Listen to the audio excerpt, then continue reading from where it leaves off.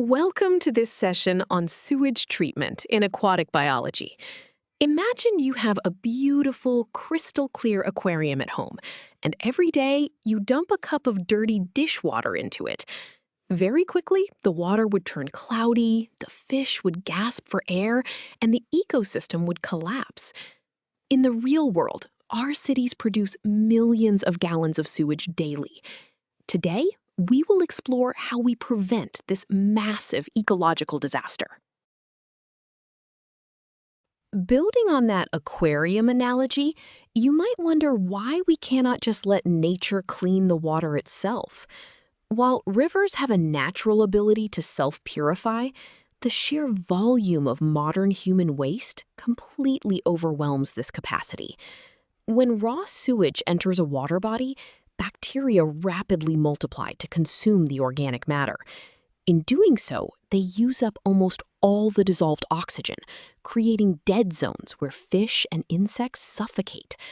Furthermore, untreated sewage contains nutrients that trigger explosive toxic algae growth, known as eutrophication. This is why intervention is absolutely critical. To prevent these dead zones, we use a highly engineered water filter known as a sewage treatment plant.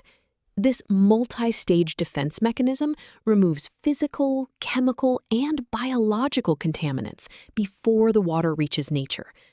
It begins with primary treatment, a physical process using screens and settling tanks to remove large debris.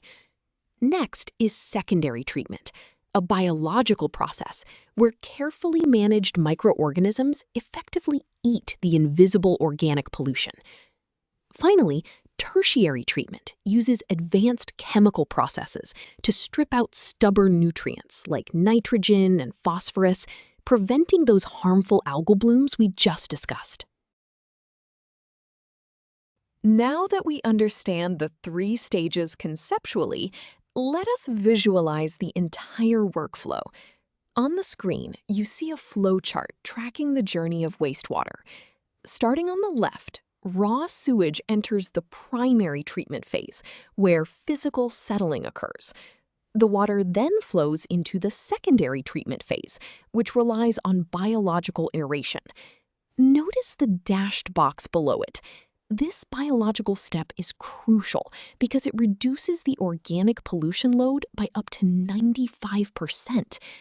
Finally, the water moves through tertiary treatment for nutrient removal, emerging on the right as clean effluent, safe to be discharged into a river.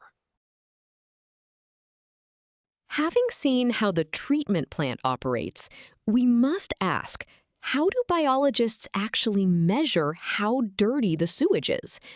They use a crucial metric called biochemical oxygen demand, or BOD. This metric measures the exact amount of dissolved oxygen that microorganisms will consume while breaking down organic waste in a water sample over a specific period, usually 5 days. If this demand is very high, it means the water is heavily polluted with organic waste, which will steal vital oxygen away from fish. Conversely, a low demand means the water is relatively clean and safe. To quantify this concept, we use a specific mathematical formula. The biochemical oxygen demand is calculated by taking the initial dissolved oxygen, subtracting the final dissolved oxygen, and dividing by the dilution fraction. Let us break down these symbols. D sub I stands for the initial dissolved oxygen concentration on day 0, measured in milligrams per liter. dF is the final dissolved oxygen after 5 days of bacterial activity. P is the volumetric decimal fraction, representing how much the dirty water was diluted with clean water for the test. If the initial oxygen is much higher than the final oxygen, the numerator grows, resulting in a higher overall demand, indicating severe pollution. Before we move on, let us see this formula in action with a concrete example. Suppose a scientist tests raw sewage arriving at a plant. Raw sewage is too strong to test directly, so it is diluted to make up 3% of the total test volume. The initial oxygen is 8.5 milligrams per liter, and after 5 days, it drops to 2.5. First, we must convert the 3% dilution into a decimal fraction, giving us a p-value of 0.03. Next, we subtract the final oxygen from the initial oxygen. This tells us the bacteria consumed exactly 6.0 milligrams per liter of oxygen in the diluted mixture. Now that we have our consumed oxygen and our dilution fraction, we can find the actual pollution strength of the undiluted sewage.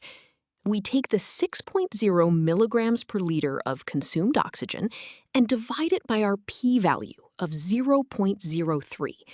This calculation yields a final biochemical oxygen demand of 200 milligrams per liter. This is a very high number, typical for raw municipal sewage.